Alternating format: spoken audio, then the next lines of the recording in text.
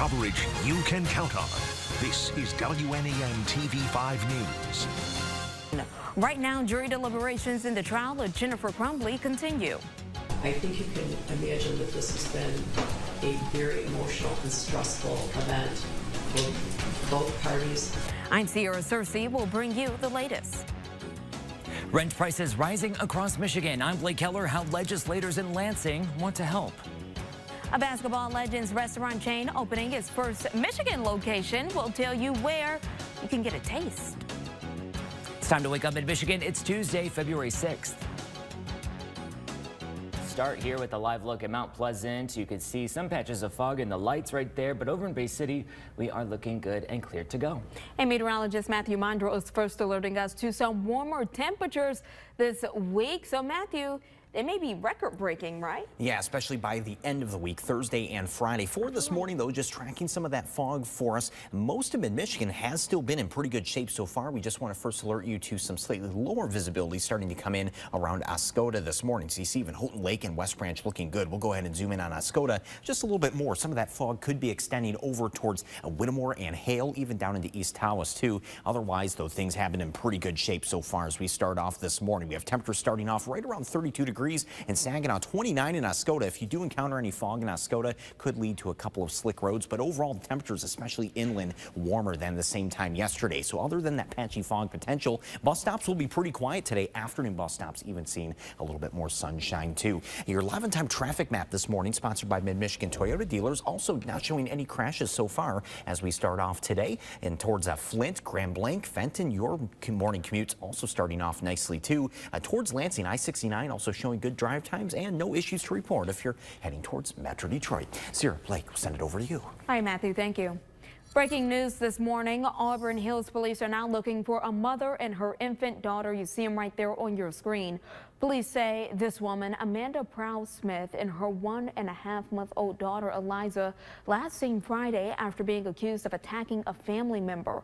It's been reported Proud-Smith has a history of mental illness, and there are no documented birth records for Eliza. The Department of Health and Human Services says that her 2 other children have been removed from her care. Anyone with information is asked to call 911 right away. And more breaking news this morning. We learned country music star Toby Keith has died. Keith's official website saying the singer died peacefully, surrounded by his family, adding that he fought his fight with grace and courage. Keith opening up about his battle with stomach cancer back in June 2022, undergoing surgery, chemotherapy, and radiation treatment after his diagnosis in 2021. Keith was only 62 years old. And we are waiting now on a verdict as jurors return to deliberations today in the trial of Jennifer Crumbley. After more than 7 hours of debate, no decision was made on if the mother of the Oxford school shooter should go to prison. I think they absolutely are trying to make an example out of Jennifer Crumbley and James Crumbley. They want to send a message about access to guns for parents. Crumbley is the first parent in America to be charged in the school shooting. She's facing 4 counts of involuntary manslaughter. 3 jurors told not to come back for deliberations today. And if Crumbley is found guilty, she faces up to 15 years in prison. Make sure you stay with TV5 as we follow the latest developments in this case. And developing now, a package of bills introduced in Lansing is hoping to address the rising price of rent costs in Michigan, which is leaving some of us feeling like our back is just against the wall. As of 2021, nearly half of renters across the state of Michigan feeling the squeeze of keeping a roof over their heads. State housing data does show that the average rent for that year was just over $1,000. 10 years earlier, rent was listed at $755. Michigan has the 3rd largest rent increase in the country from last year at about 12%, something one renter does believe is hurting the state as a whole. We are missing talent and people who want to come because of that. And I think, Michigan has increased people's rights dramatically in the last couple of years.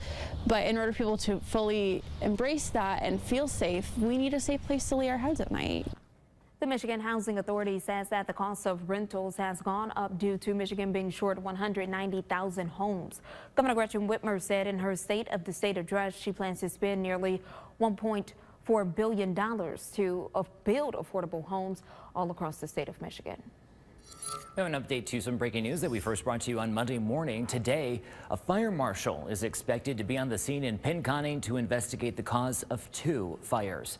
Authorities telling TV5 a water main broke when firefighters went to that first reported fire on 3rd Street when they linked up to the fire hydrant. They were able to stop that fire, but later on, fire crews sent to another fire, this time on 2nd Street. All repairs on the water main break should be done by today. Pinconning should have 3rd Street back open by then. A Burton man is dead after a crash in Flint Township Monday morning on Miller Road and Ballinger Highway. Police say Lee Walker was driving north on Ballinger when he crossed the center line and crashed into a driver from Grand Blanc. Walker did die at the hospital. The other driver is said to be okay. Today, Midland and Gladwin County Boards of Commissioners will join together to talk and vote on the financing for restoring Mid-Michigan's dams that failed in 2020. They will talk about the costs and the special assessments. That meeting's at Dow Diamond at 4 today, and you're welcome to go and give your thoughts before the voting starts. The Freeland Community School District set to put up a $3.65 million bond for voters in early May. The cost $30 million. Over the course of 20 years, Freeland Superintendent Marcus Hilborg says that the school district has not had a bond in place for a few years now. He said it's become necessary as the elementary school is becoming a bit overcrowded. We have not passed a bond since the year 2000, and that bond debt was paid off in 2021. So we listened to the community members, the taxpayers back then, did not bring forth a proposal until that was paid off. The bond would allow for a new 6th grade wing to be added to the district's middle and high school, freeing up some space in the elementary building, which has 750 students. The Hemlock Public School District and Richland Township announcing it will hire a school resource officer this month.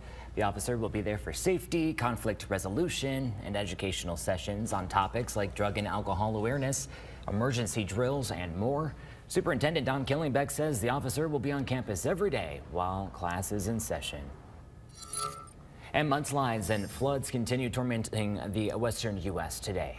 The deadly and record-setting conditions from an atmospheric river now stretching into more states. Amy Kiley now reports. It was like thunder, like...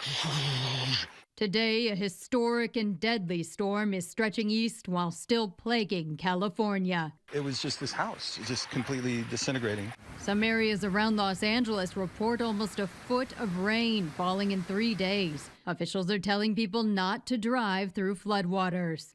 Stay safe and off the roads. Only leave if it is absolutely necessary. President Joe Biden calling into a press conference last night to offer support. I just got off the phone with Governor Newsom. We're working closely together that the state is mobilized with the resources you need.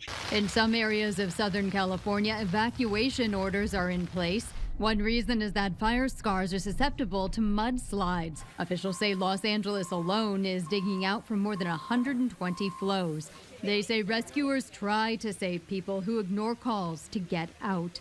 It's a very powerful thing to see when the earth moves like that. That one part of the hill slid on his car, and it shoved him all the way down here. In addition to California, Nevada and Arizona could see floods today. Winter weather is also a concern in those states and in New Mexico, Utah, Colorado, Idaho, and Wyoming. I'm Amy Kiley reporting.